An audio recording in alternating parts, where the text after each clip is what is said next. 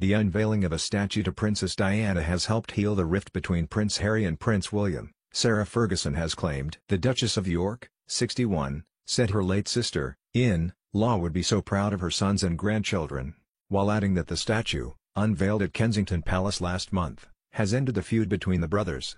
The statue brought unity and togetherness to the family, and I'm glad that my loyal friend has been honored in this way, she told Australian Women's Weekly. Sarah, who lives with her ex-husband Prince Andrew in the Royal Lodge in Windsor, also discussed her mental health, revealing she struggles with anxiety over her weight. "I battle daily with my mental health. My trigger point is what it has always been, which is allowing food to take over my life. It's my go-to comfort thing when I'm feeling low or anxious, and it has led to me struggling with my weight in the past. I have to be very mindful of that, and keep my relationship with food under control."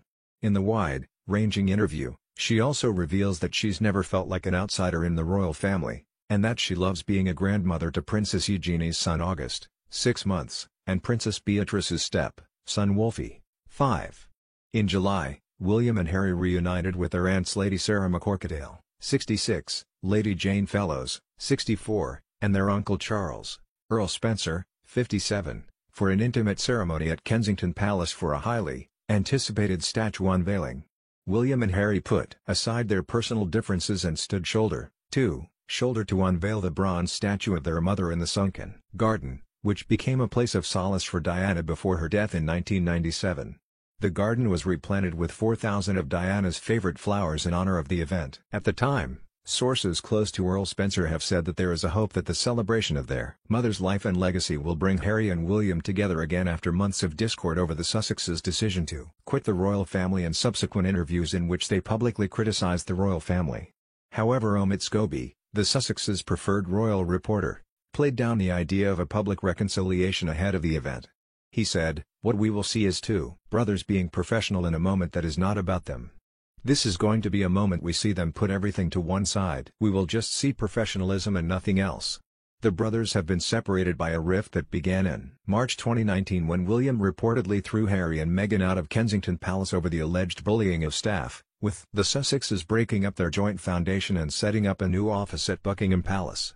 The claims emerged in Robert Lacey's book Battle of Brothers, published before Harry and Meghan went on Oprah to accuse the royal family of racism and claim they were abandoned when the Duchess of Sussex was suicidal and 6 months pregnant. Harry also said his brother and father were trapped by the institution of monarchy, and that feels really let down by his father Charles.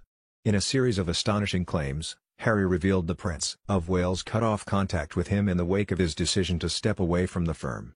He told how, during his time in Canada, his father refused to answer his calls as tensions within the family rose and their relationship soured. Sarah, who is mother to Princess Beatrice, 33, and Princess Eugenie, 31, rarely comments regarding her nephews or other royal rifts but has given multiple interviews saying Princess Diana would be very proud of her sons during her press tour to promote her new book, Her Heart for a Compass. While she is known for writing children's books, the Millsboo novel is Fergie's first attempt at adult fiction. Her inspiration for the book came from researching her ancestry when she discovered she had a great-aunt Margaret who she saw a lot of herself in. She explained to Women's Weekly, "People will spot some of the parallels between me and my heroine, my great-aunt Lady Margaret Montague Douglas Scott. She's a redhead, she's strong-willed and stands up for what she believes in. She makes a career in writing. I think inevitably all writers draw on their own experiences, I certainly did." Fergie also dedicates the book to her daughters, stating, "My beautiful girls, who have all the strength and courage of Lady Margaret. They too have followed their hearts and live life on their own terms." The royal recently said that she was really impressed with her youngest daughter during her early days of nursery. Speaking to Hello, she said that Eugenie's Montessori nursery really suited her. "She's a very strong character, and I wonder whether her love of history of art came from an early age. She loves to see something aesthetically. I'm sure it came from her nursery." In the new wide-ranging new interview, Sarah also discussed being a grandmother, saying she can't wait to meet eldest daughter Princess Beatrice's baby with husband Edoardo Mapelli-Mozzi, as she is already a doting grandmother to her other daughter Eugenie's children. "I love being with my grandson August, 6 months, and also my step-grandson Wolfie, who is 5. I have such fun with both of them.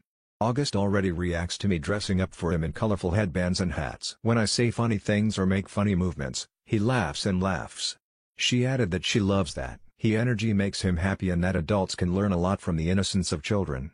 She went on, I'm so proud of how Eugenie and Jack have turned out to be such brilliant parents, and of course Beatrice and Edo are having a baby soon. Fergie added her daughters are brilliant, strong and clever. If I have done one thing well in my life, it is to bring up two wonderful children.